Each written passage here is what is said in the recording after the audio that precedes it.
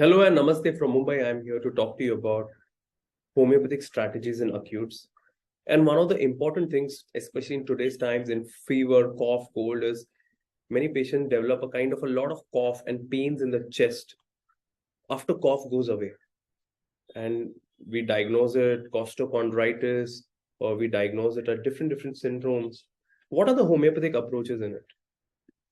So I want to share a kind of an interesting map to you that will really help you to help as many patients you can,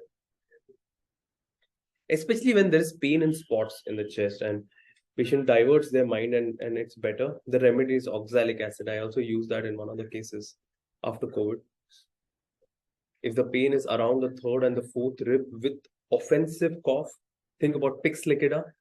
If it goes to the left side to the breast and shoulders, Myristus communis.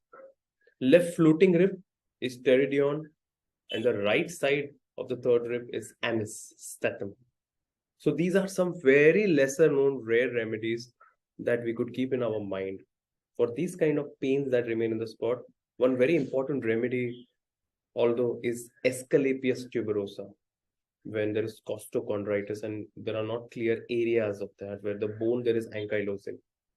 So these are some ideas, some thoughts. Typically, most of us give ranunculus bulbosus and bryonia or abrotanum, which are also interesting remedies, but these are some interesting remedies to keep in your mind. Hope this is useful, and I hope you can help as many people you can.